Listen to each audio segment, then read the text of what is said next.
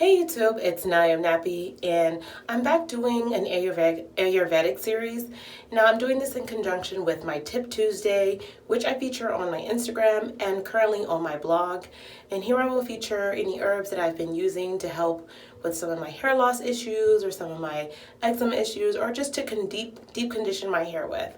So for today's video, I'll be making Haritaki oil, and I'll show you how I make it right here. So begin by heating 3 to 4 tablespoons of coconut oil in a pan on very low heat. You don't want the coconut oil to burn, so put it as low as possible so your coconut oil will simmer.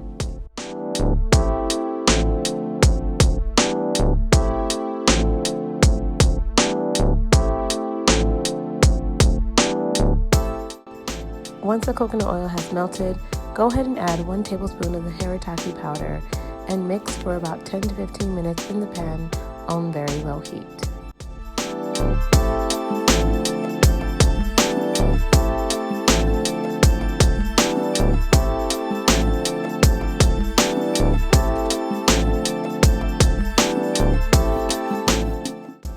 Once the Haritaki powder starts to darken, remove from heat and set aside for 10 to 15 minutes, and then pour it into a plastic container for your use. Okay, now that I've made my oil, I have it here. I'm going to show you how and why I use it in my regimen. So some of you guys may know that I suffer from eczema, and I'm going to just take down my hairstyle while I show you how I'm going to prep my hair to use this oil.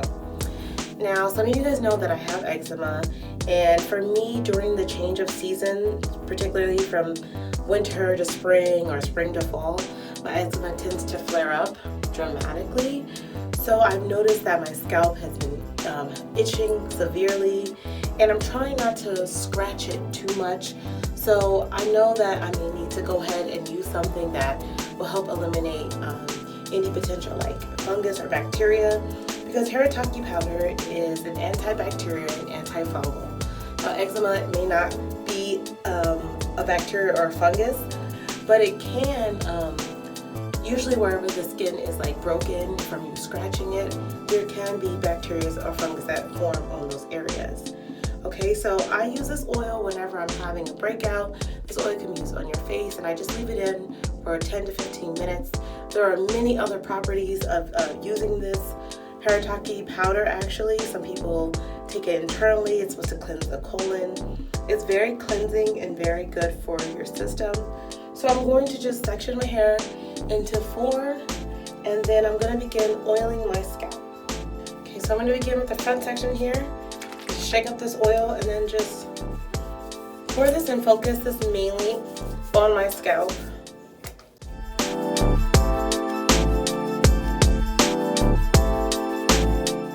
I recommend you wear something that you do not care about getting dirty, because the oil will drip down and get everywhere.